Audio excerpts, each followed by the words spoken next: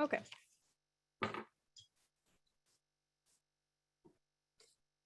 All right, are we good to start? Should we change it before we just start it? We don't have the video. Huh? Cheers. Okay, hello everyone. We're very excited to have you here. Can everyone who is participating virtually, can you guys hear us okay? Can anyone just confirm that you do hear us all right? Yes, we can hear. Okay, excellent. So welcome everyone. It would be great to have a little round of introductions to see who's in the room today and who's joining us virtually. So maybe if all the virtual participants, you could just type it in the chat and tell us like, who are you and which organization are you coming from? So we know who is here today. And then in the participants who are in this room, and there's actually so many of us, I'm super happy to see so many face-to-face. It feels incredible after these 2 years to actually be here today, physically in the same space. Well, let's go through a little round of introductions. So maybe just say your name and which organization are you coming from? Let's start with Hannah. Sure. So I'm just going to go on video here for a moment. Hi, everyone. Thank you for coming. My name is Hannah. I am the president of Nordic Inclusify, and I also work at Tieto Every as a TA consultant. And we are kind of sponsoring this event, the workspace, and like the catering that you get if you're here in person. So yes, thank you. Thank you. How about Vismut? Should I come there? No, you can just sit All right right. there. Hi everyone, those who cannot see me, but I'm there. My name is Vismut and I'm part of Relic Solution, working as talent acquisition specialist. And also I'm a member of Nordic Inclusify. Excellent. And then next person. Hello everyone, I am also a member of Nordic Inclusify and I'm a student at Funkin School of Economics. And yes, I'm coming from India and I have experience in talent acquisition as well. And what is your name? I'm good. Great. Hi, my name is Katie Dover. I work in marketing for Timehouse Oil and also for Trade. Hi, everybody. I'm Charlotte Lindén. I work in Fisco's group with employer branding and recruiting development. Hi, everyone. Hello, is my name. Great to be here. So I'm working in the talent acquisition function at Kone, so right next by. Great to be here today and nice to meet you all. Right. Hi, everyone. Taru Pietikäinen and also from Kone, working in the talent acquisition, responsible for 3 global units there. Nice to meet you all. Hi, all. My name is Megan Rosarinen. I'm from Berlin. People's manager and all arounder. Really great to be here and meet with you guys. Hi, I'm Anna. I'm working with employer branding at Fortum, so right next door. Hi everyone, my name is Anni Helinen and I work at Finder Seekers and leading the talent acquisition business there. Hello everyone, I'm Catherine Benanger. I'm also in talent acquisition and employer branding at Finder Seekers. Right. I'm not from Finder Seekers, but I have become. All right. My name is Elisa. I work for a software solution called Talentador, and I'm actually not in HR at the moment. I have been HR assistant for a couple of years, but I'm really eager to switch to the full-time people operations position. So I was thinking this is an excellent opportunity. Great. And then virtually we have Kristiina Palmu coming from Vaisala, from the talent acquisition team, and also Melissa, who is working at Familia ry at the moment. We have also Milla Hänninen, who is working at Brella. And then we have Petra and Minea from Finder Seekers team joining us virtually today. Everyone, so great to see you here today. Feel free to take any drinks or anything to eat during the session. This is going to be really laid back and chill, so we hope that there's going to be some conversation. Though, as usual, we only have 1.5 hours and we've tried to put quite a lot of stuff on the agenda. So let's try to have it conversational, and let's also try to cover at least some of the topics about this really, really big topic. So DEI in employer branding. Well, first of all, a couple of words about Finder Seekers. So we're a company that's specialized in tech talent acquisition and employer branding, and we're based here in Helsinki. Our team is 23 people strong. 24. 20. Oh no, I think I counted. Oh. Well as the 24. Oh, okay. Yeah. And around like 7 to 8 freelancers. So we're about 30 people all together. And yes, so we especially specialize in tech field and tech sector and different tech roles and tech employer branding. This event is hosted by Tietoevry, obviously. Thank you so much for hosting us. And it's organized by Nordic Inclusify. So Nordic Inclusify is an organization, a registered organization that aims on taking the DEI matters forward in recruitment and employer branding in the Nordic countries. A little bit about myself. So my name is Sofia Paus. I am one of the founders at Finder Seekers and been working in the tech recruitment industry and space for about, well, over 10 years already. And also I'm kind of like a generalist. So I do a little bit of everything from the strategic work to hands-on and from talent acquisition to employer branding. And with me today, I have Vivi here. Vivi, do you want to say a couple of words about yourself?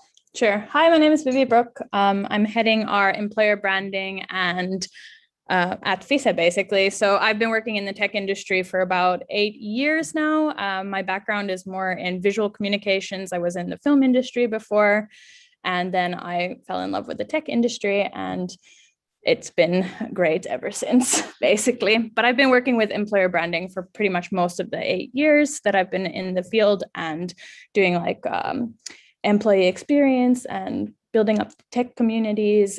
So combining both kind of internal and external. So also have a lot of experience with digital marketing and kind of combining these two things together, and also have run quite a few different DEI projects and been in different steering groups in companies. So this is where I have a sweet spot, and I want to continue doing that. So really great to be here today with everyone.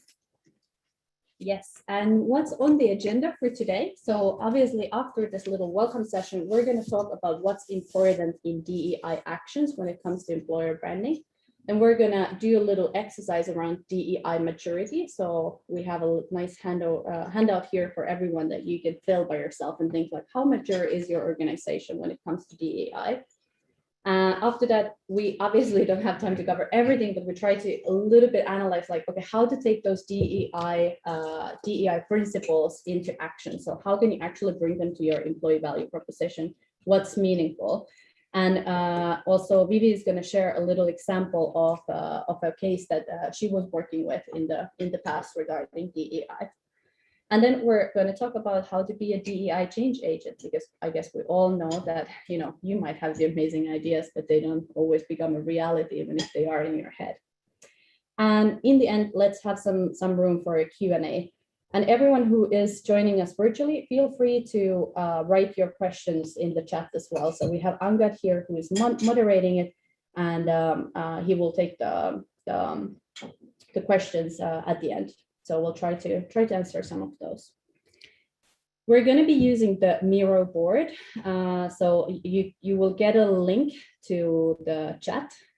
Did you manage to get the chat, or did you send it? I don't have the chat. It's Okay. like somehow embedded up there. So if I sent you the link, Hannah, into LinkedIn. So if you can share that So into Hannah the will chat. share the link to Miro for everyone who is participating virtually. Everyone who is here physically today, you don't need to participate virtually, but you can just like take out your notebooks if you still have those, or whatever means you have to write on something somewhere, and take or kind of like do self-reflection. So it's mostly going to be self-reflection in this session today. But those who are joining us virtually, feel free to join the Miro board. So it is there right now. So there's the link and the password. We are not going to be using too much time to figure out how does Miro work. So no stress. If it's a new tool for you, if you don't really figure it out, it's all right. It doesn't matter. As I said, it's more about self-reflection. So you can as well use your own notebook if you're participating virtually. But hey, let's start with a little recap on what is DEI. So that very famous famous abbreviation and what does it consist of? So DEI comes from diversity, equity, and inclusion. And what those different things means is that diversity is obviously having different thoughts,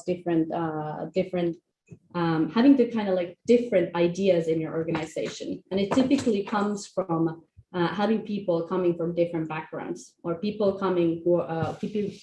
who are different age, different race, different nationality, speak different languages, and so on.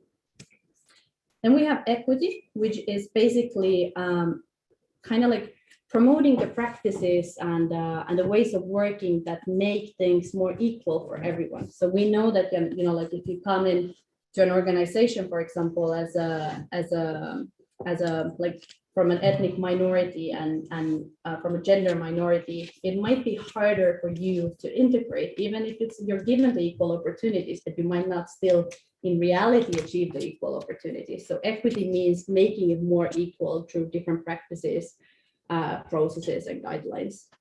And then inclusion is finally the feeling that all your individuals in your organization have, whether they feel like they belong. So inclusion always comes from the individual perspective, that do people actually feel like they can be themselves? Do they feel like they can participate? And if they can actually influence the processes in the organization. But yeah, here we gathered as a kind of like warm up or welcome some great ideas about different recruitment campaigns that we've seen either in Finland or internationally about DEI. So these are some of the memorable DEI campaigns. If you're participating virtually, I would love you to think of like some other DEI campaigns that you've seen, and you can either post them in the chat if you come up with something, or you can write them on those post-its in the mural board. So some of the memorable DEI campaigns that we know, for example, in Finland, we've had this Microsoft Surface the Women during the International Women's Day. And then, for example, a really good example here is the Go For. So they published in their blog things that made coming out as transgender at Go For easier or harder. So they really came out with content regarding the being transgender. Then we know that in EY has been working a lot around neurodiversity. So they have a big program around this. So they really work on like hiring neurodiverse talent. They've established that it brings them a lot of great insights and a lot of great like perspective having them. So they really actually have a program. And we know that, for example, in the States, it's much more common to have these specific programs where you hire minorities. We know that in Europe and in Finland, it's very hard because we cannot collect too much data. So we can't really ask people during the process whether they belong to a minority or not. But in the US, it's very common to have that. Then we have, for example, there is the diverse employment on the right corner. So, for example, I really like the slogan here. It's only a problem if your brain's in your nose, like having this this jewelry in your nose. And then there's one for McDonald's. We don't hire Turks, Greeks, Poles, Indians, Ethiopians. Sorry. It's not about nationality, but it's more about who you are. But do you have something in mind that you think of, something that some good examples of great DEI recruitment campaigns that you've seen? Are there any also local examples of those? I saw one video last year from Accenture. That video just stuck my head. So they have made a very beautiful video with people from diverse backgrounds taking this billboard and then saying that we are same. So that was really nice. That's what I've seen. Yeah. Yeah. There was a session where I attended that. Yeah. Yeah, I think I've seen the same maybe from Accenture. That was very emotional for me. Yeah. I really felt that the people over there are included, and that was a very nice video. It's available on YouTube. Yeah. Sorry, I'm having a little bit of technical difficulty here, so don't worry, don't mind me.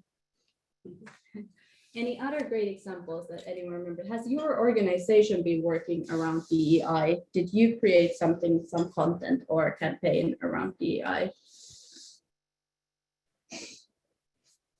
Or do you think there's a difference between Finnish recruitment marketing and international one? I do feel so. At Relics, we are still at a very, very early stage of DEI, and we have recently, not recently, but last year we formed this DEI squad, where I'm also part of, and then we have all relations or few members from talent acquisition and operations team based in Germany and in US, and then we are 6-member team. And then we have now started thinking and working, because we're taking some small projects within the organization, but what I felt as a difference was US always has been piloting this and being more mature, and the same goes with our colleagues in US. And the ways of working or seeing this DEI is slightly different, as you mentioned, Sophia, about the data. Yeah. So we didn't have any data point, because in Finland, we have to ask or seek the permission of the employees if they're comfortable. And then we have this communication channel where everybody has a very different, some people were strongly against providing or mentioning some data. And in US, the colleagues felt that they didn't realize that there's a difference in terms of operating and taking this DEI or seeing DEI with a different lens. So I think we're still doing some kind of activities. We're still progressing and taking some small steps, but there's a long way, I think, for us to be mature, more mature in this space. Yeah, I definitely agree with you. And I think it's a very different, it's also a very kind of cultural perspective, because in the US, it has been always kind of cherished and it is so multicultural and so on. But in Finland, we are much more homogenic. Yeah. I think I've seen more probably like examples of not what to do. Awkwardly, I can't remember any good ones. I can just remember things that just haven't been amazing. But I think something that I have seen a lot of recently is micro stories. So rather than big campaigns, I've seen a lot of people coming out, often tagging their organization. There was one I saw today, which is really kind of heartfelt story about a kind of a medical problem and how the company had really supported this person. So Yeah. I'm seeing a lot of that, and I personally find the personal, the small and the micro, like really inspiring and engaging, and maybe in some way more, I don't know, on a personal level, maybe more exciting than a big campaign. I mean, obviously they're amazing as well. But yeah. But you're exactly talking about the right topic, because what we always say is that like employer branding is employee experience and how you treat people. And once you treat people right, and once you treat them in a way that is more inclusive, then obviously they're going to share the stories.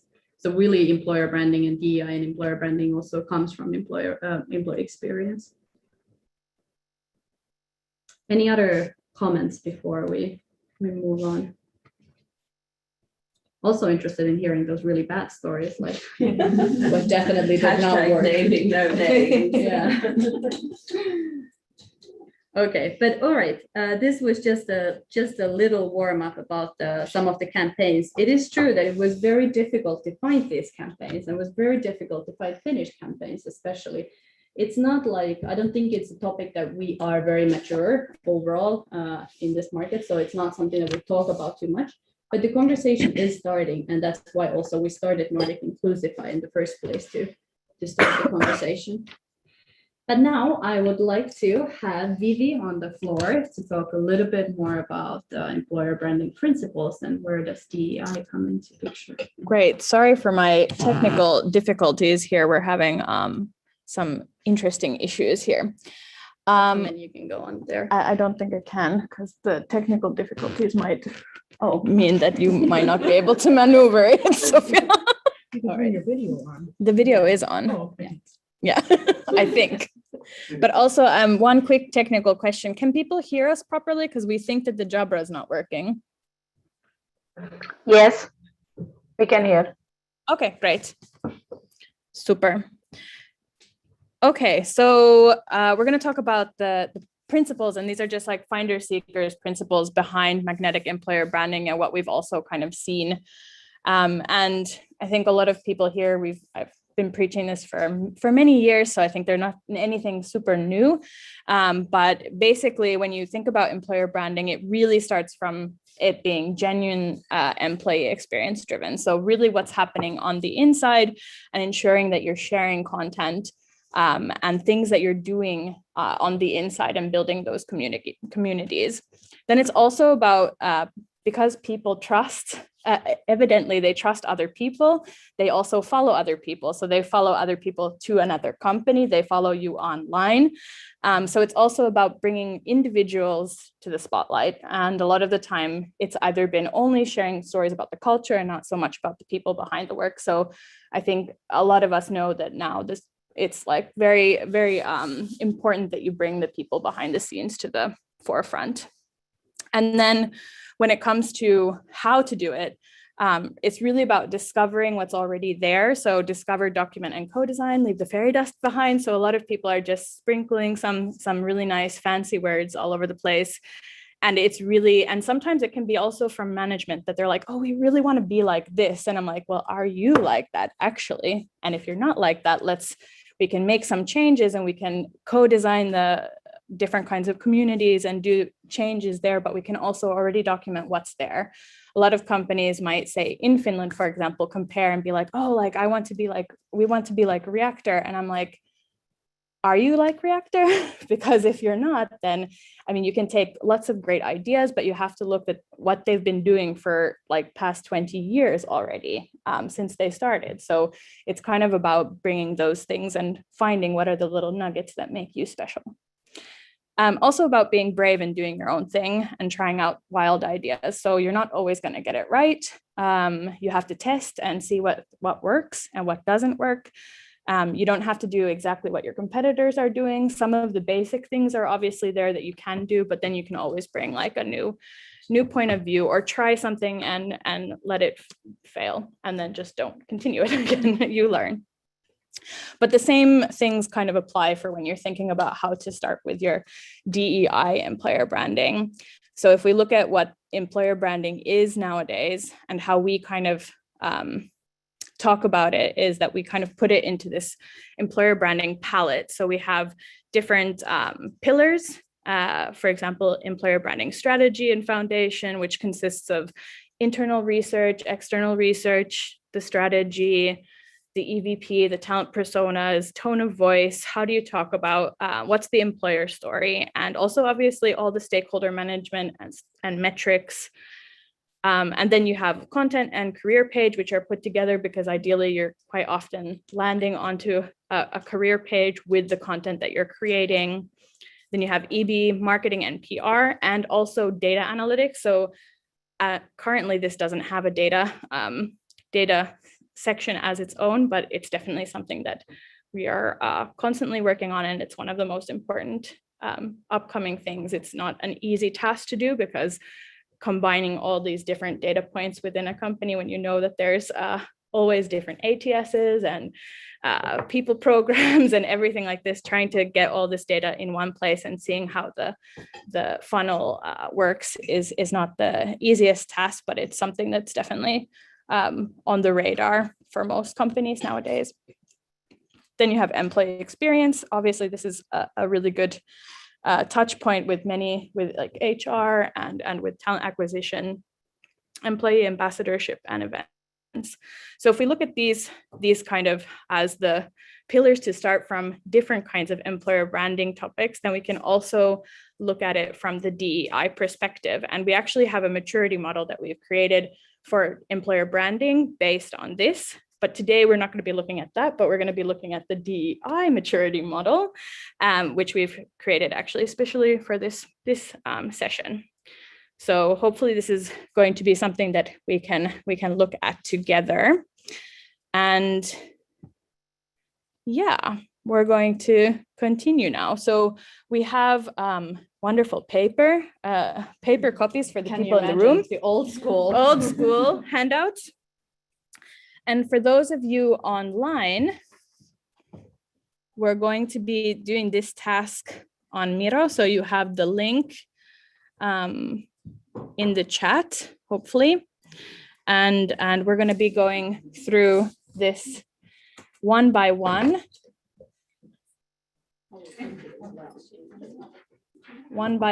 To kind of see where it all starts. So it's basically diversity, equity, and inclusion maturity in employer branding work. So we're not going to see where you are regarding your employer branding, but where you are regarding your employer branding work in relation to diversity, equity, and inclusion work. And it all is based on these 7 pillars, including data. And we start with employee experience. So Sophia, are you going to walk us through this, or should I Yes, just I do will. this? Yes. Okay. And I can borrow my pen, but Yeah. Since we are very, I think we can share. okay. Yeah. So just quickly, I can share before Sophia starts to go through this. Essentially, what we're going to be doing is that you have your pen, and the idea is that when we go through each swimming lane, we have beginner, basic, intriguing for underrepresented people, magnetic for underrepresented people. You have your pen, and you can kind of reflect on where your company is right now in relation to that. So Sophia is going to walk through each of them, and then we can have like a little discussion for each row if we have time. Yeah. And for those of you online, you have these dots over here at the side, so you can just move them to wherever you think that your company is, and it remains anonymous, so we won't see where you are at. Yeah, no sharing. You can be totally brutally honest with your own organization with this. But yeah, as Vivi said, the whole point for this is that, I don't know if you guys have seen, but we made this employer branding maturity about a year ago, which you can use as a company to determine like how are you doing with your maturity in your organization when it comes to employer branding. And I said, like, we've done this division here into employee experience, strategy, data, content and career site, marketing and PR, employee advocacy, and events. As said, how we at Finder Seekers see employer branding. And when it comes to now this diversity, equity, and inclusion, maturity, and employer branding work, we followed the exact same model as Vivi said. So just to go briefly through it, you can obviously read, and I guess everyone is already reading, so go ahead, do that. But also for anyone who is more of a learning through hearing, I can also go through it. So for the employee experience, which we feel like is the most important thing in employer branding, and where we always say that every organization should start. So before you start building anything for employer branding, you need to understand your employee experience, and you need to see like, how are people actually doing in our organization? And when we look at the underrepresented groups, underrepresented minorities, we always start with the employee experience as well for them. So what it means is that for the beginner level, it means that, okay, like maybe you have identified the need to support underrepresented minorities. So you're kind of like, okay, we know we need to do something about it. On the basic level, it means that there is like some basic principles. There's a sense of belonging, and inclusion is seen as a foundation for diversity in environment. So there's maybe internal discussion that has started in your organization about it. Then for the intriguing part, to move on to that level, there are already maybe some like URGs, so underrepresented groups or peer support groups, and they might participate, or they will participate in employer branding. And for the magnetic one, the underrepresented people, underrepresented minorities experience psychological safety, and they lead DEI in EB in your organization. So basically, it is very often you're on the level where people feel that they can openly tell their story, no matter like what's their situation, or like, for example, that go for example is a good example. So you belong to a transgender group, and you feel like, I can openly post about it. I feel safe enough, and they do it voluntarily. So it can never be forced by the management to share that. So everything starts from employee experience. Then if we move into the strategy part, so on the beginner level, you basically you don't have a strategy for DEI. On the basic level, you have identified the need. Once again, the conversation has started. For the intriguing level, the DEI strategy has an owner. So there's someone who is owning this strategy, and it is measured. And for the magnetic level, the management has in-depth understanding the impact DEI has on business success. So management is clearly appreciating the fact that diversity is probably leading to better innovation. Management is like supporting it, has like inherent feeling about it. Then if we move on to the data, For the beginner level, barely any data points established. For the basic level, some DEI measures are followed systematically. For the intriguing level, DEI is embedded in employer branding and recruitment data. It is systematically measured along the employee life cycle. And for the magnetic level, DEI data is actually supporting your business decisions. So once again, this links very heavily to the leadership of the organization. So the leadership is making decisions based on the data that they get regarding DEI. For the content and career side, well, beginner, no content on DEI topics on the career side. Basic, some DEI content, but it's not like it's not very systematic. It's not like the values and goals are not communicated. For the intriguing level, the DEI values are communicated, and there's an embedded DEI in content calendar within EP. So you actually have a plan, like what are you going to post? How is it going to work? And for the magnetic level, there's a dedicated page for DEI with personalized content from different perspectives and roles. A really good example here is Futurize, who just launched their DEI page. So if you want to get some inspiration for that, then go and check out Futurize's page. Marketing and PR, well, on the basic level or the beginner level, probably no DEI related EP content or campaigns.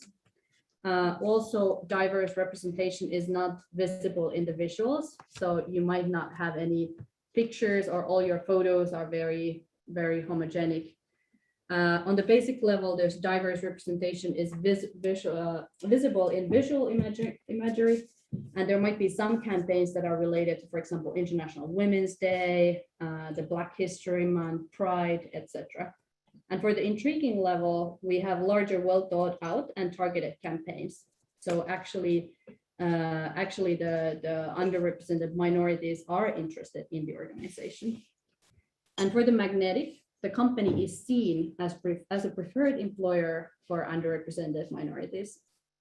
So the company is really showcasing the stories there, it's bringing them forward, and there's an own DEI budget within EB budget.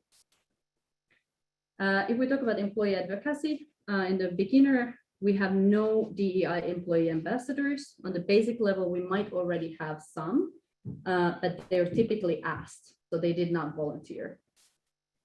And for the intriguing level, several DEI ambassadors creating content and coming forward. And for the magnetic level in the employee advocacy is to have underrepresented people feel safe to act as employee ambassadors, and they feel like it's an enjoyable part of their work. So they volunteer to be part of the work. On the event side, well, on the beginner level, no DEI event strategy in place. On the basic, you might participate in some, so you might participate in Pride once per year, but it's very irregular, so there's not like, kind of like any strategy behind it. And for the intriguing, there is DEI strategy in place. Maybe you're organizing own industry events, and your events also generate leads, which is very important. So they have to be well targeted to the talent groups you want to attract. And for the magnetic level, you have own recurring DEI event concept that is well known and creates excitement within targeted community. So that's kind of like the level where you gain the underrepresented minorities, their appreciation. You're the target, you're the wanted employer, you're the magnetic employer for those groups. Okay, so this is a little overview of how we see the maturity in DEI. And now you can have a couple of minutes just to kind of like give yourself points, give your organization some points, like where do you think you are in each of these? And it's quite normal that for some you might be more advanced, and for some you might like have less points. But yeah, feel free to take a couple of minutes for that. And great, I see that we have some votes also. Yeah, super nice to see. And like you see here also on the screen, you can see that you're not always at the same level in each of these categories. And what's really great about this is that you know kind of what the starting point is, and then you can actually go, this can be also done based on what you kind of know as maybe a talent acquisition person or an HR person within the company, but then you can go in and do more deep research. Is there really actually nothing happening?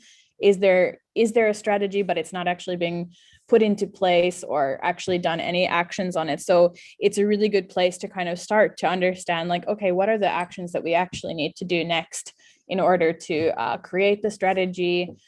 And I'll share some more stories soon from one example, how we can look at that. But would be great to hear, how do you find this kind of tool useful? Is it eye-opening? Anything you would add?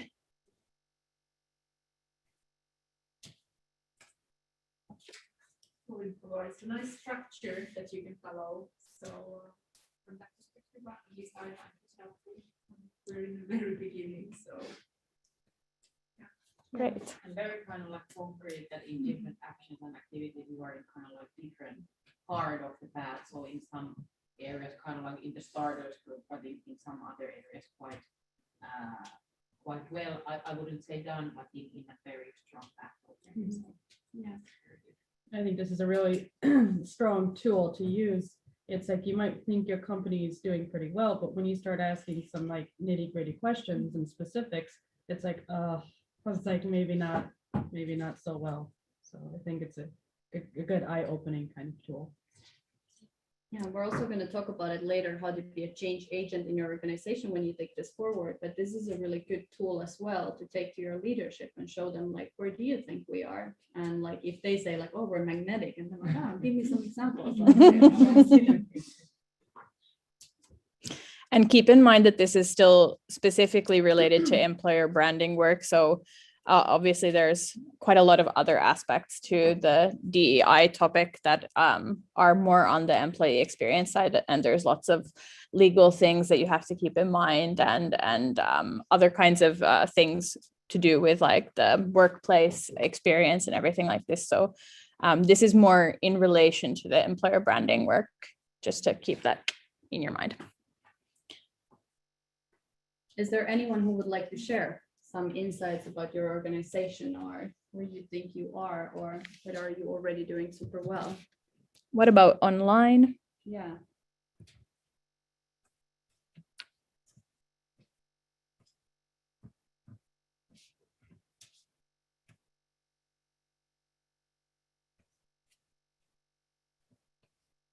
No one?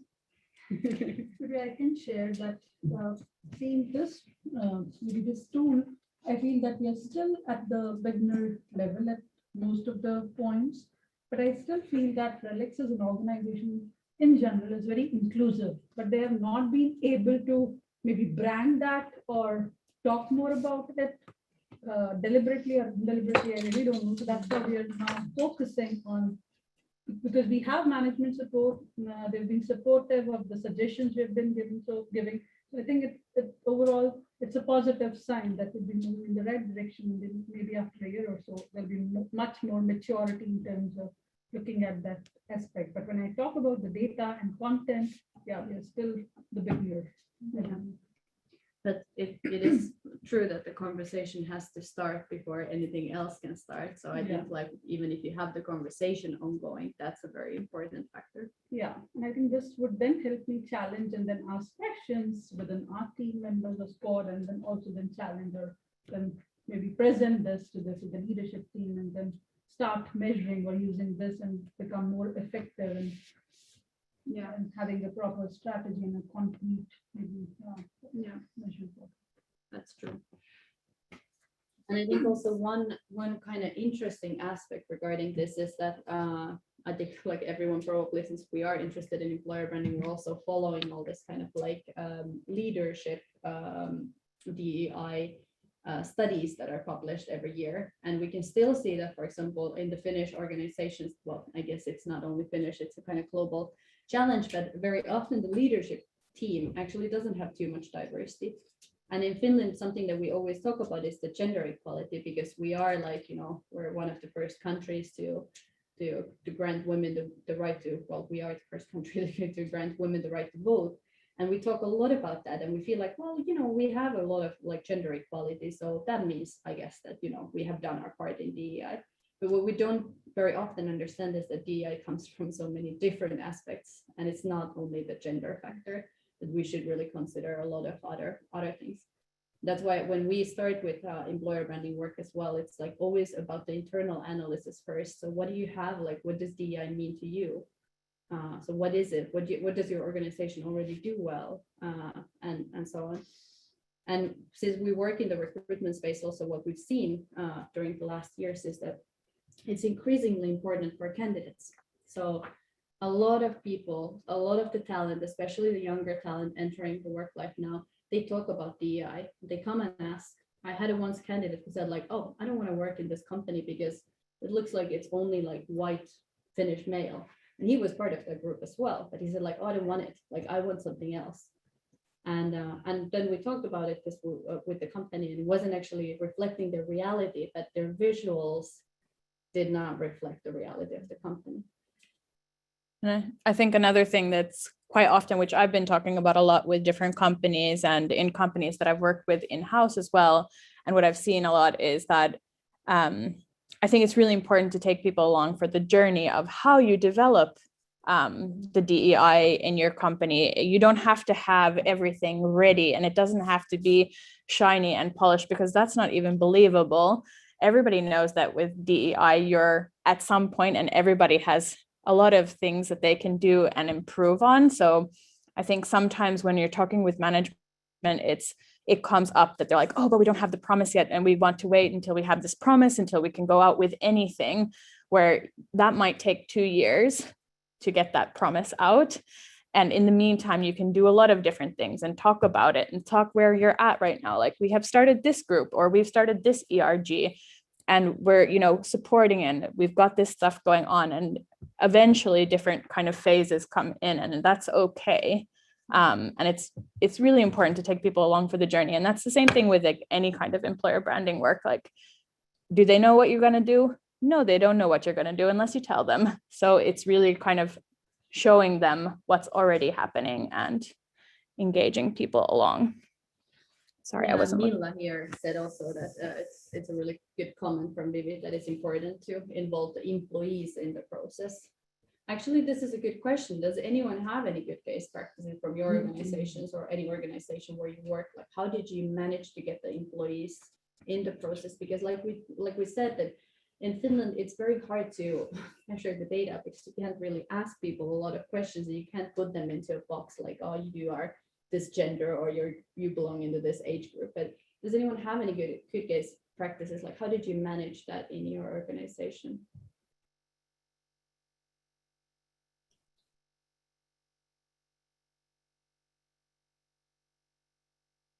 Well, if not, I guess it's for us to figure it out, like how to do it. Yeah. Well, I mean, I think I just was struck by, in the basics, the marketing and PR, the visual, and like the idea of campaigns and being irregular, because I think I saw a big backlash this year. I think it was International Women's Day, where a lot of people were posting on social media for that day, but they're not really committing to that promise throughout the year. And that was really interesting. I think we're really getting away from that kind of awareness day bandwagon of jumping on trends. And I remember within our organization, we did that one year. We did the whole International Women's Day, Women in Tech, and then we didn't another time. And I think it was because of having these conversations. So there wasn't really, it wasn't like a big strategic thing, but I think having these internal discussions about, do we want to do this post? If we do this post, what does it really mean? Like, what's going on behind it? Do we really feel this way? I think that was, and we had actually very differing opinions within the team as well, whether we wanted to jump in on that conversation or not.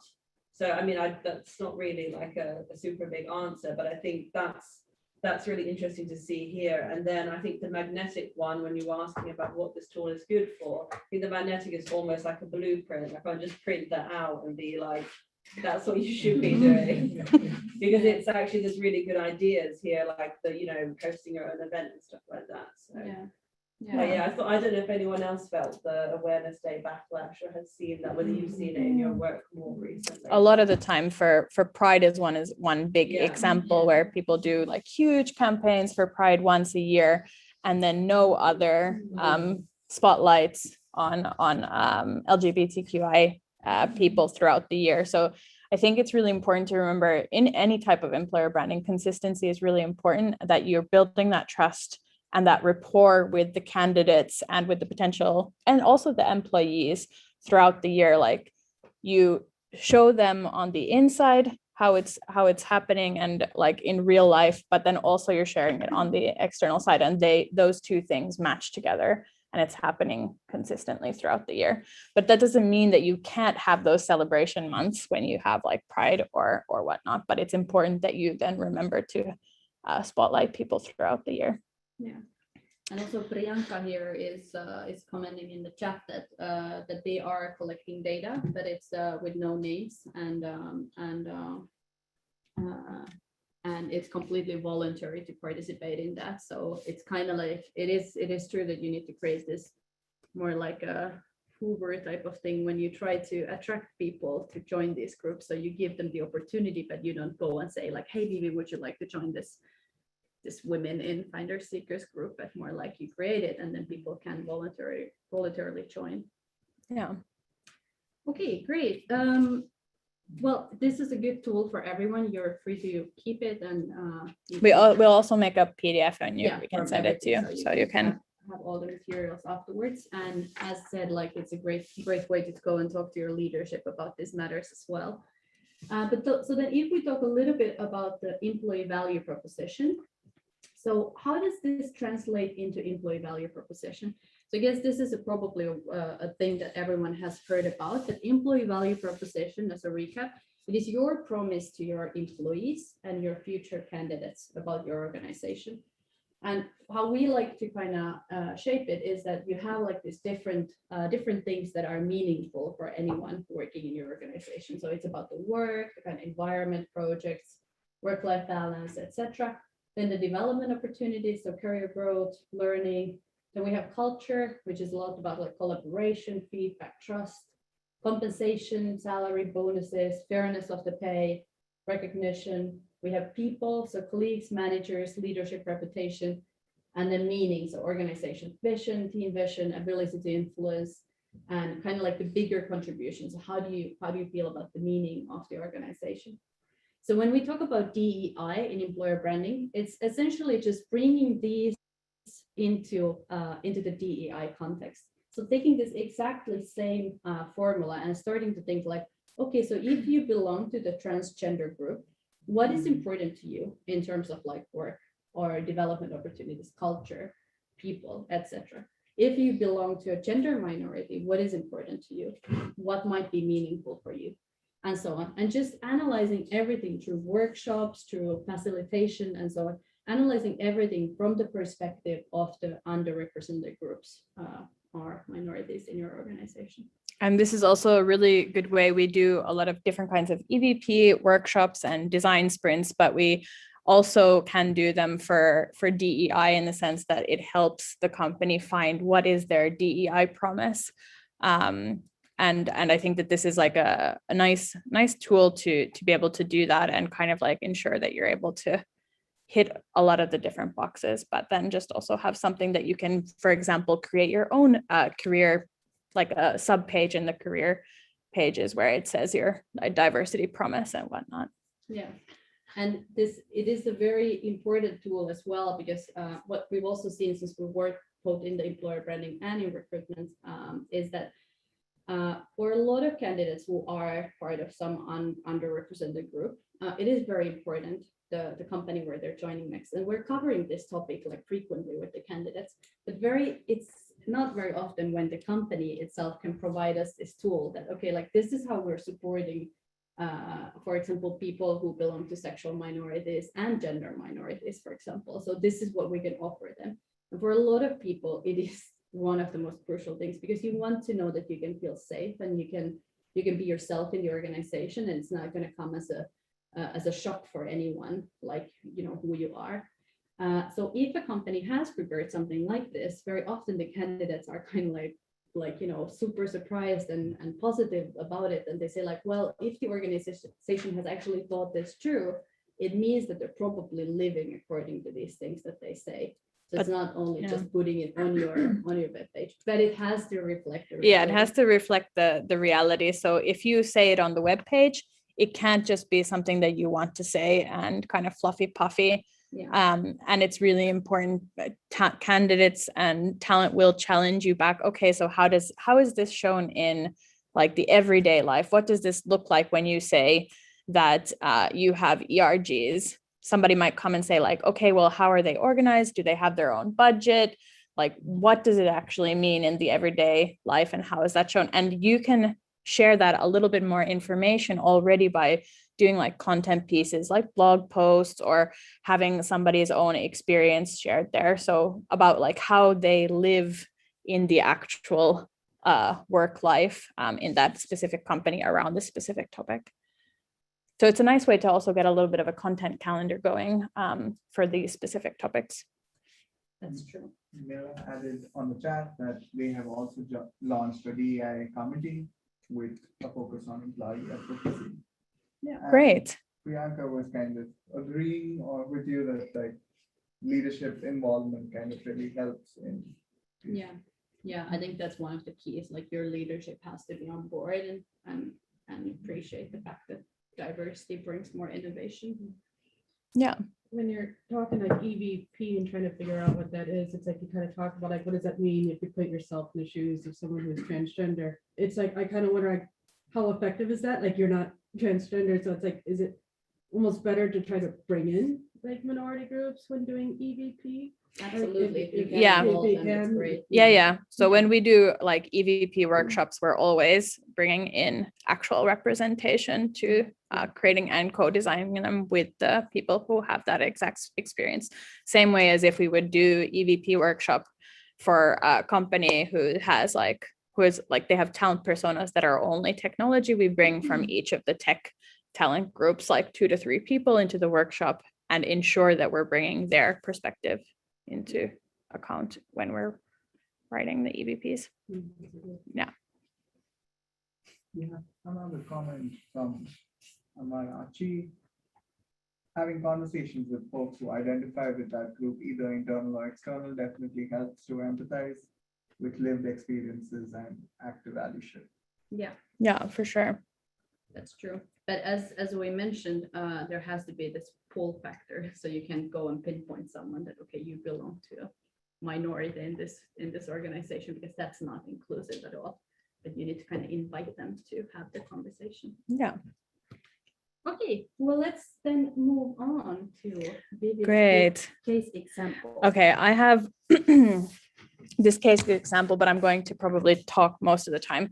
So this is an example of Zalando's. So I used to work at Zalando for 3.5 years, and I was pretty much there for the entire journey of the diversity initiative, and also was a part of the steering group for the whole company, and got to see kind of like the whole life cycle of going from grassroots to actually being on the management board agenda to actually having the decisions kind of made on like what are the diversity goals, and then also creating pretty much like what's the diversity plan for the employer branding side and whatnot.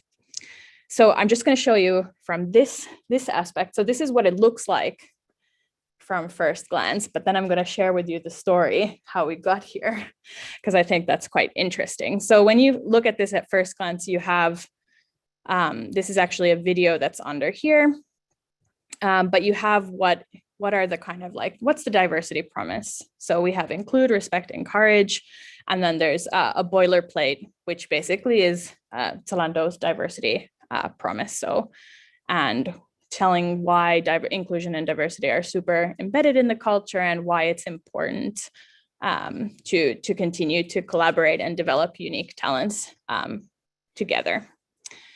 And then you have this video here It was actually a video from Pride that was shot on an iPhone, cost us 500 euros to create. So just saying that you can also have very low key, and this video was done in 2017, if I remember correctly, or 2018.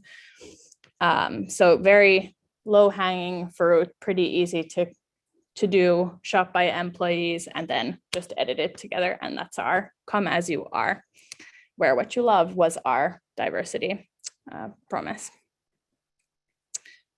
Then we have some more things here. What does diversity mean for the company? So we have internationality, women in leadership, inclusive language, different kinds of actual activities that are being done. There's International Women's Day as a bigger kind of thing. Christopher Street Day is actually specifically Pride in Germany. So that's also there as a big thing. Diversity Day and mentorship programs.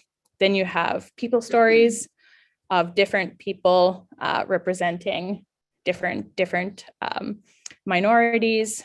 This is not clickable since this is a thing, but I can share the link to the direct page. You can also just find it on jobs.zalando.com and then /diversity, I think. So you have different people stories here. These are obviously also shared through campaigns that were created also on Instagram and everywhere. So pretty much integrated into all the different channels. So it's very omni-channel approach. Then you have what are the different initiatives potentially happening internally. There's just some examples of them and so forth. So this all looks great from potentially a candidate point of view, but then the story how you get there is actually much longer. So this was created in 2018, if I remember correctly now. And when I started, it was 2015. The company had one ERG, so Employee Representative Group, which was the Diversity Guild. It was a very small group of about 10 people driving diversity issues grassroots from the ground up. Pretty much no management involved at that point until we were able to eventually come up with a plan, had different people from different representation groups, and then we were able to get a budget and a sponsor from the leadership to continue. So we did small different things internally first. So a lot of things on the internal side for several years. Eventually, we were able to get up to the kind of very highest management level, and we were able to really, pitch the idea that we really need to take this into account even more.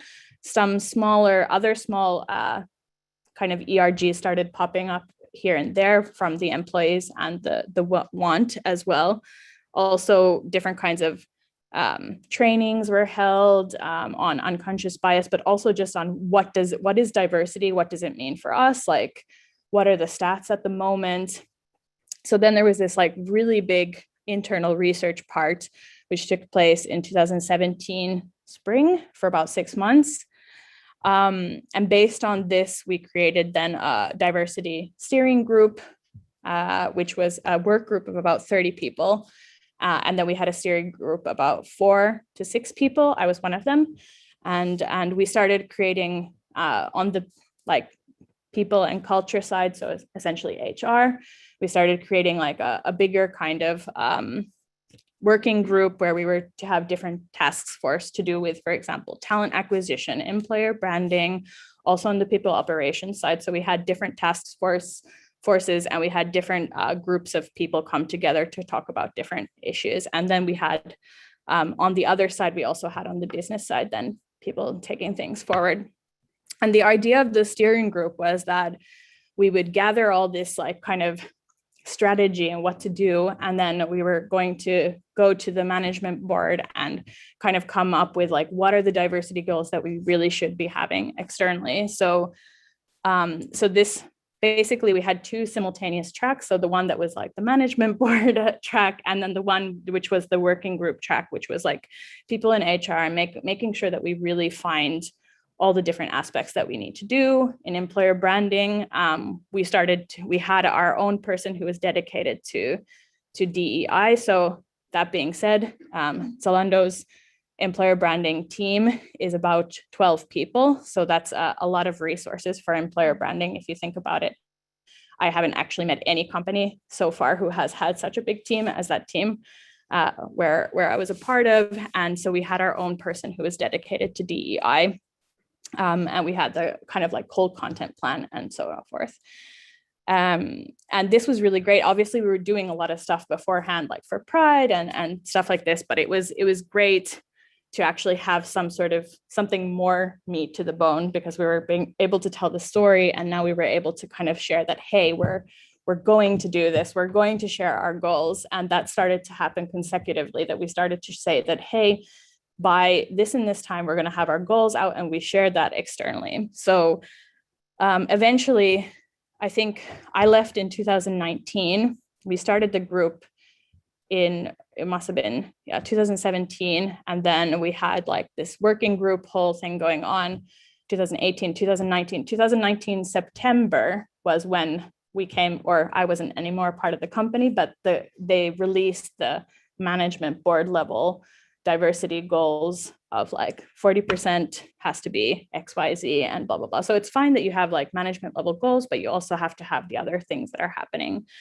So that was really great. And obviously this diversity page was kind of built like along the same time. And now it's been great to also follow afterwards how it's continued to grow within the company. There's a lot of different ERGs. So they have like a Black representation group, and that's become like a group of like 200 plus people. So you have like really engaged people and community groups that are kind of popping up around the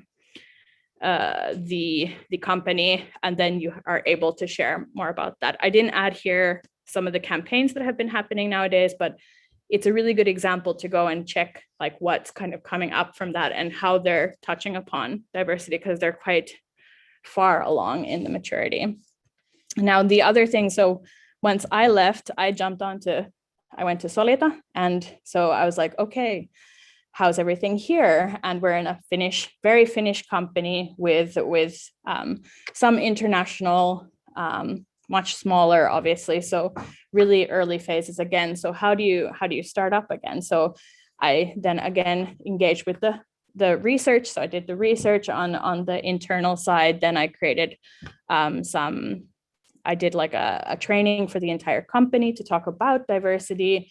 And I created a few different guilds. So one was Women of Solita, and then the other one was like a inclusivity guild. So we brought people together to talk about it based on the training, and we had people engaging and talking about, because we were also going through this internationalization process at the time, changing from writing in Finnish on internal channels and everything into English. So it was a really good time to be able to talk about these issues. Also lots of discussions with management, also writing a lot of different kinds of EVPs based on the diversity stuff.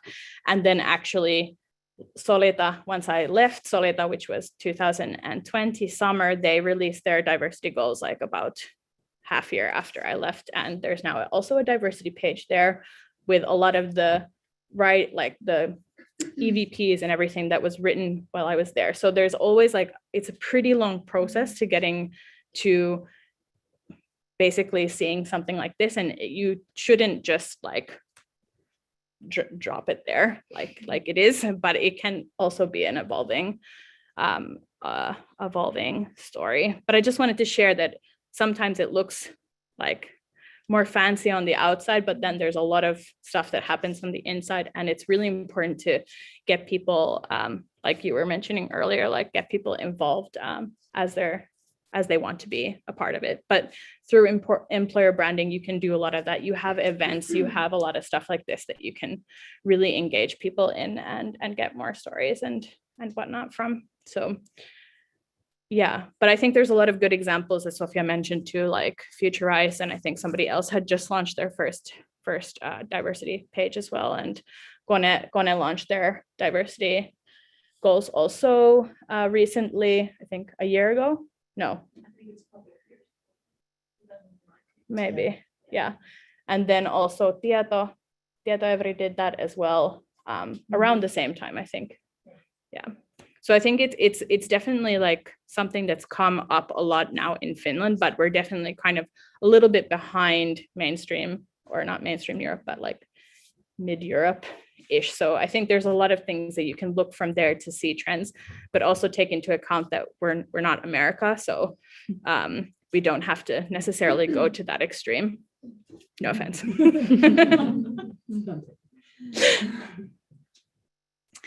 Great. Is there any questions that you have at this point?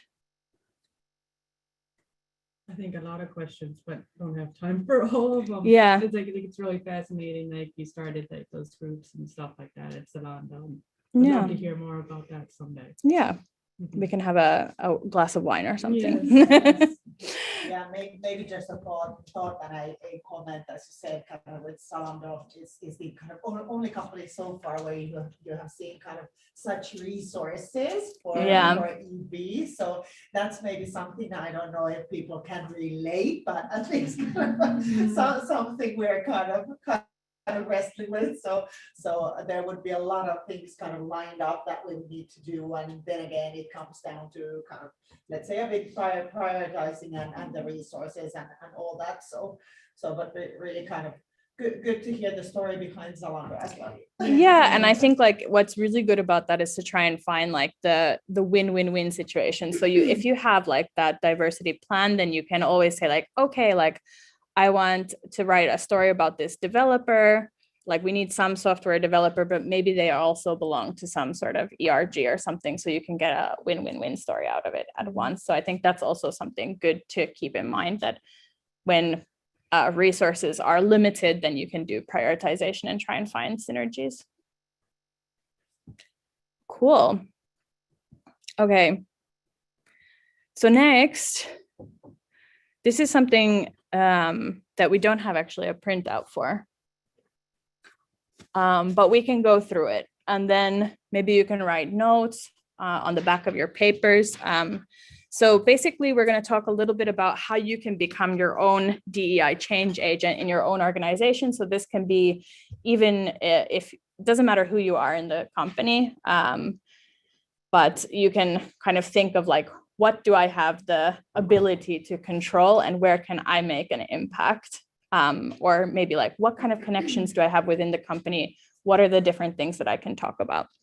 So we have a board here, which is about becoming a DEI agent in your own organization. It's divided into 6 categories. So we have motivation. So this is really about like, why do we want to do this?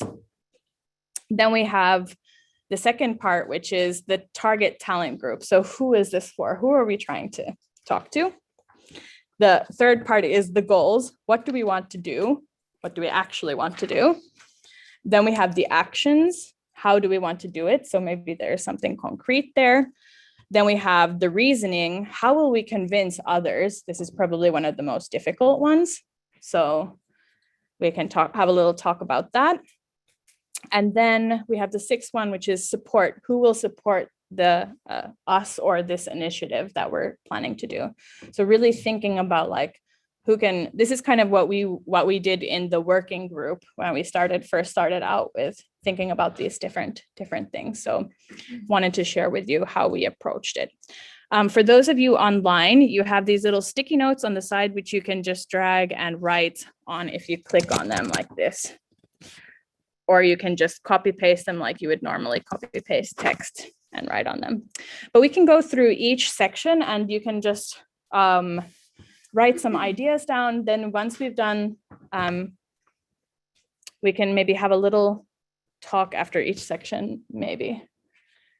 Just looking at the time, so we have time, a little bit of time. Okay, so is everybody ready if we start going through the motivation part? So you can start writing for yourself. So what's the motivation? Why do you want to do this? I wrote a couple of examples here because I want to do this with my peers, not managers, and make sure that this is something that's employee led, for example. It's also important because it's not a one-person job. So these kind of topics are never like employer branding or employee experience. It's owned by the employees. Like the employees are who create the experience in that company, and that's your story to tell. So you have to remember that it's not your own a single person job. And also a lot of this kind of stuff could be that if you do it on your own, you might burn out because you're doing it on top of like everything else. So also taking into mind that it's trying to get, but I didn't write anything like crazy. So you can always try and find what's that why. Is it because it's the right thing to do? Is it because you want to attract talent? Or you want to showcase the sense of belonging that you know already is in your company? So have a little think, and then we can go around.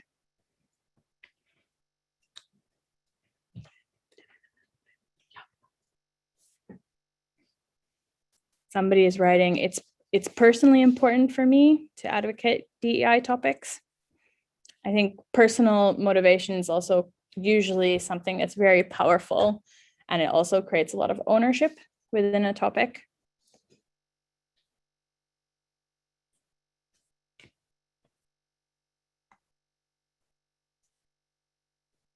I like this one too. It's aligning with my or our values, especially if they're similar values, or maybe it's about living the values that the company already says. Okay. Great. Let's move on to the second one. So target talent group, who is this for? So I put something very generic here for our target talent segments because I don't know what all different kinds of companies you're coming from, but maybe it's for a specific talent segment. Maybe it's for the tech audience or underrepresented groups within the tech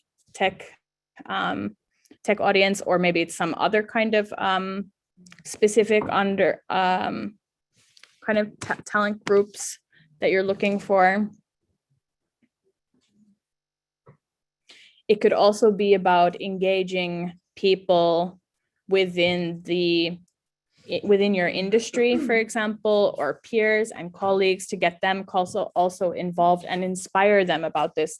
And quite often these discussions about diversity, equity, inclusion can be very difficult with people who maybe have the opinion that, oh, but we're already equal, we don't need to do this. Like sometimes they're tough discussions. So if we kind of highlight these topics, then the more we talk about it, the more it will become easier for people to understand what's the perspectives of other people.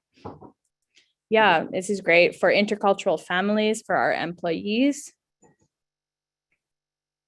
Yep, attracting a diverse workforce and inspiring other companies to focus on DEI. Really nice. Okay, so then what about goals? What do we want to do? What do we actually want to do? Here I wrote a couple of different examples. They can be many of them, or they can just be one of them. I wrote, for example, set up a grassroots developer to developer, designer to designer movement to promote DEI in your own organization or your own industry or even your own country. I think there's people on the line here like Priyanka, who has been doing this, and also Nordic Inclusify is an example of people who are really in the different, like the same industry or kind of like all in talent acquisition and really want to make an impact in this aspect. There's a lot of different kinds of groups existing. You might also want to build a business case for ERGs or get a budget, build a strategy or a roadmap.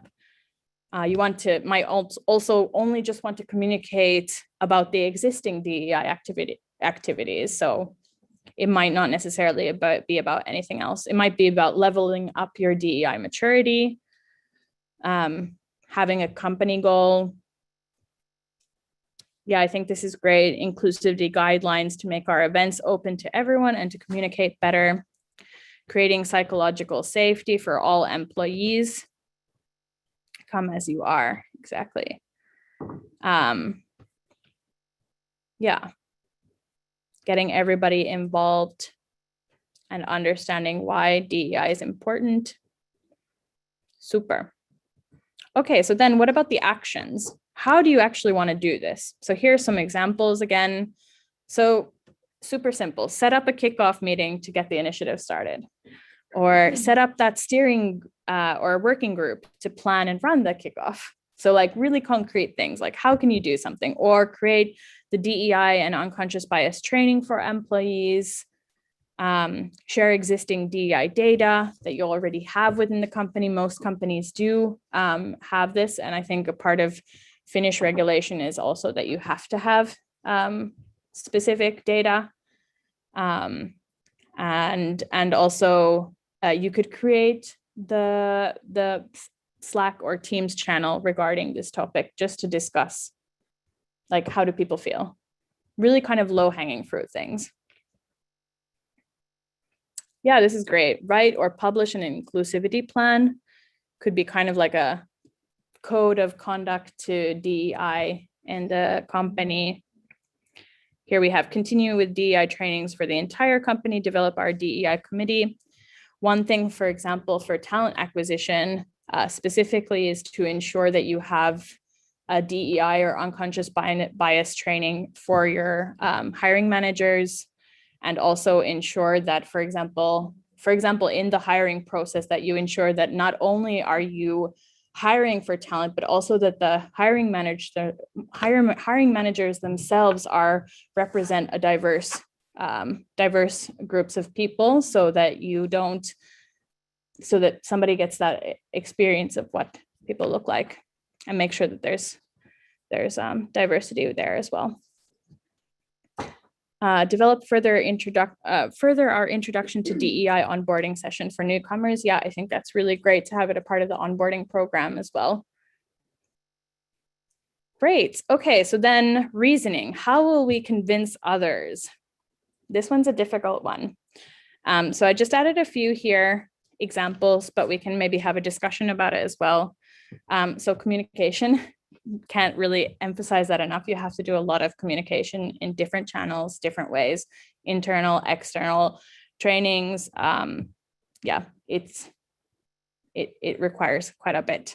Then you can also ask really powerful questions. So asking those powerful questions, using, for example, the maturity tool to ask those powerful questions from the leaders, challenge their thinking. And also showcasing the impact on both the business and talent retention, for example. So if you're able to gather data, this is also a really good way to show actual business impacting numbers regarding this. Here we have get management and employees from different backgrounds and teams on board. Exactly. Good. Okay, and then the final one was support. Who will support us? Who will support the initiatives? So you can just write down a bunch of different people, like, who do I absolutely need to get on board? It's really quite valuable to have somebody as your kind of, for example, for the steering group, we had somebody from the EVP level in the company sponsor the initiative, and we'd have like a monthly checkup with that person or a quarterly checkup with that person to share, like, this is how far we've come, this is what we're doing, can we get the okay for XYZ? And really they were also acting as a challenger there too, so it was good to have that kind of back and forth. But here just added my team, my company. Could also be external stakeholders and partners that you want to have supporting you. It could be competitors and your business ecosystem within the industry. So at least when I was in the IT consultancy space, we came up with this IT-clusive group, which was basically different IT consultancies that wanted to talk about this topic together. So we came together, we shared all of our diversity or DEI strategies from all of the companies. We shared what could we do better. We shared like different ways and initiatives that we've done internally. So we had this really, really good exchange and wanted to also create a little bit of not hype about it, but also discuss and challenge. Also, as an IT consultancy, you're often working with clients, and sometimes the clients also in their DEI maturity might be at a lower level than maybe that you're you're used to. And so also challenging them in thinking like, do you really need a Finnish speaking developer, or can you actually have somebody who just knows how to code, which should be enough. So this was one of the big topics there. Yeah, and obviously business leadership or HR leadership, depending who you are in the company. Advocate in every team would be great. Yeah, you could create like a DEI championship program that you have somebody who's kind of like the champion of this within their team. And yeah, supported by our network. This is great. Any thoughts that come up from this for you at this point? If not, I'm also happy to just start our Q&A since we have 7 minutes left. And I talk a lot. I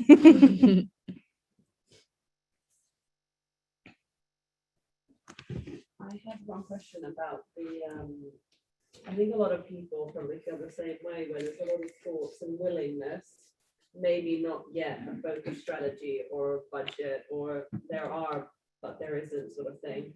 So have you, in your work, what's sort of the tipping point where people go from thoughts, willingness, ideas to actual actions and strategies? Is there a theme, a catalyst? Is it to do with company size? What do you see that really pushes people over that edge to let's get this running? To be honest, quite often it comes when it's like an actual challenge, like for example, talent retention or challenges within the actual recruitment process, not being able to hire specific candidates. But the activation part is literally just having that first like concrete low-hanging fruit, like gathering people together and making sure we actually do something. So really just, it's not just about talking, like you actually have to do something. And if you don't do it consistently, so having like a monthly or a bi-weekly, once you're starting up the program, or a grassroots initiative, is super important to make sure that you have those like concrete actions that what are we actually doing. But it kind of depends on what you're actually doing in the company at the time. But yeah, a lot of these things can start out and they can die out super fast. Yeah. So I also feel like there's typically one person who is a strong advocate inside the organization who wants to take it forward. And then they talk about it for such a long time that the management is like, well, you do something about it. And then they're given like nothing but like maybe, a little bit of time to start something. Yeah. But then they typically attract some other people, to participate. Or then when you have a new leader coming into the organization who is a strong advocate for it and they want to change something. How do you maybe motivate others to join? Like how did you kind of do it at Zalando? So it's like you're part of that kind of a grassroots. Like how did you get people to like come and like be a part and get them excited? To be honest, it wasn't that difficult. But Zalando is like a very colorful company. It might come from the fact that it's like in the fashion industry, there's a lot of different types of people already attracted to the company naturally. And a lot of like outward put people. So in that sense, it wasn't super difficult to get people attracted. But I would say that in other companies, it has been more challenging. So it's usually finding the people who are already interested in the topic and then creating a lot of noise, which sometimes might annoy people, but then you do end up showing them what you've been able to achieve with small amounts of things and showcasing data. But yeah, also, I mean, it obviously has to do with creating that experience, like the employee experience, that people are included and it's a safe space and they can talk about their experiences and they have those safe spaces to talk about their experiences and the challenges, that they don't have to just be silenced about. For example, like if they have some challenges with somebody's not speaking to me in English, or I'm not being included in coffee conversations or something like this, like really low hanging things, I think it's important to be able to speak about the experience. And I feel many a times it's about creating awareness. That's what I've personally observed in my company, that people, they want to do something, but they're not aware about it. So what we started doing, so we sort of creating this newsletter and content every month, so that then people would get some kind of information and knowledge and it will capture certain things. And we started now, we'll be training a DI calendar. So we just recently celebrated within the organization. We mentioned in the newsletter about Ramadan, and then I mentioned that there's this Hindu New Year, which just went. So then I made some posts and then I gave to the marketing and communication team. So one of the employees was very happy, and then he gave a feedback to the team that it's really a nice initiative. So sometimes we need to create that kind of awareness so that then people come and share their experience, and then that's how then you become an advocate and then involve everyone. And then you might find that a lot of people are participating in advocating. So it's like, rather than assuming, I think it's better to then just start giving them some kind of handholding and some kind of information, and then you know that there might be some people, and you'll be surprised, because I was surprised with the response. So doing nothing, doing something is better than not doing anything. Yeah, I agree. And I think there's also this, like, a lot of people want to talk about it, and but they might feel like, oh, I don't have the right words, or I don't know, like how to or like, can I tell someone, like, you know, like wish them good Ramadan or whatever, like, or is it offensive, and so on. So I think it's like important to create the kind of inclusive space where people also feel like they can fail, because sometimes we say and we use the wrong terms. Like I do it all the time, and then I realize, like, oh, this is not the right term, but still, like, you try to do good things and you try to be more, like, talk about it more, but you still might do like wrong things, but be a bit understanding about it. I think creating Slack channels seems like a very easy, but a space where it'll be easier for people to at least speak. Yeah. Sometimes it's easier to discuss on chat or than to have actual discussion, especially now. Yeah, I agree. And I think it's a great initiative to have, like, for example, DEI channel in the organization, and then just promote everyone that we have this channel, and then people can join, and in the channel you can raise some conversations. Or I quite often, we have our own internal one, but I just usually share anytime I see a cool campaign or something, or an article about something that's interesting, I just share it there, and it's kind of like a brain dump, but I also think that people who are interested in the topic will also be interested to read it and maybe have a discussion about it afterwards and whatnot. So you could also kind of think of maybe like a DEI, like almost like a book club, but not a book club, that you read some sort of article and you're able to talk about it, or something like this, to create those safe spaces. Yeah. And then I think, sorry. No, I was just about to ask Anga, do we have any comments from the chat or anything? No, chat is silent. Someone who said, thank you for the interesting session. So Great.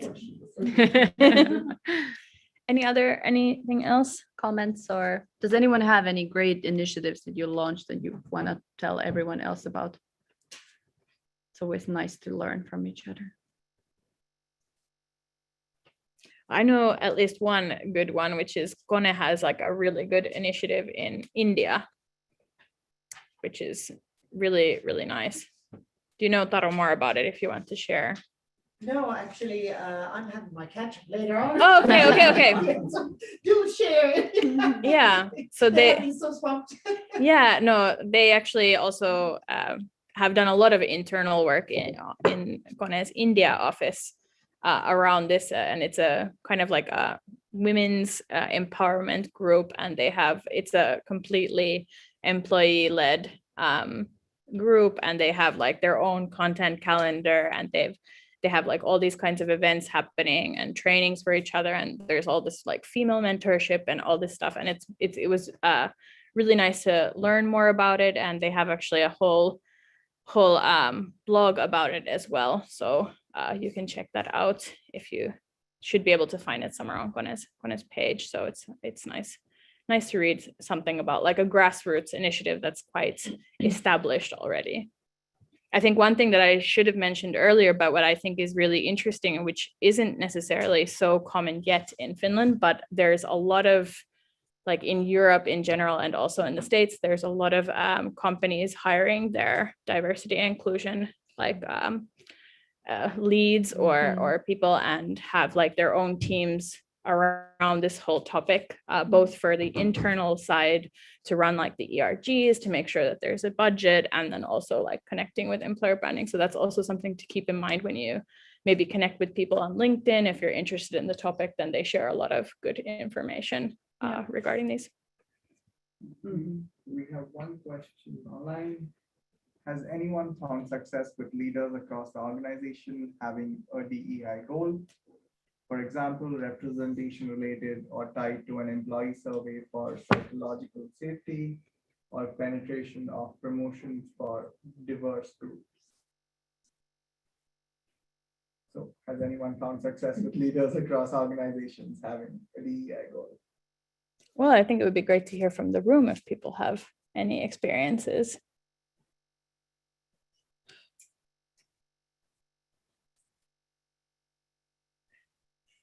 No one else wants to go, or I'll start. We have goals for the management on the DEI topics, varying a bit per business unit, and obviously kind of the, let's say, based on the current status of the unit, but yes, and they have been quite, let's say, effective. Great. Having it on and as your target and as your goal, and obviously kind of our leaders are very aware of the benefits and the need for this, but all in all, kind of having it there in your target makes it really concrete and something that's then on top of your mind. Yeah, and I think that the kind of like strategy part within our organization is very kind of like well embedded, and it is in our kind of like talent strategies and everything. But it's still around the kind of like external activities and communication and these kind of like employee ambassadors and things like that, where we still have kind of like work to do. So that the kind of like talent at the beginning also shows very well. So. You're on the journey. We are there. Yeah, the journey is it's good. And I one like to continue with the example from Zalando. So they launched their diversity thing in 2019 in September, and actually they in their annual report they share how far they've come in relation to their goal. So and the annual report is obviously downloadable, so you can also go check that out and see how it's kind of developed. So it's a relatively good resource as well, but just one example that I know quite a lot about. So but it's great to share. Great, we're like 5 minutes over time. Yeah, so time is up. Time is up 5 minutes ago. Yeah. Thank you so much everyone for participating. It was great to meet so many of you face to face. It feels like a treasure. And thank you for those of you online. Yes. Really thank you for participating. Hope you were able to hear us okay, and we'll share more of the kind of templates and tools with the group later. Yeah. And feel free to connect with us on LinkedIn as well. I think we're pretty much connected with almost everyone, but just in case if someone is not in our connections. Thank you so much. And thank you on behalf of Nordic Inclusify as well for participating. Thank you, everyone. Thank you.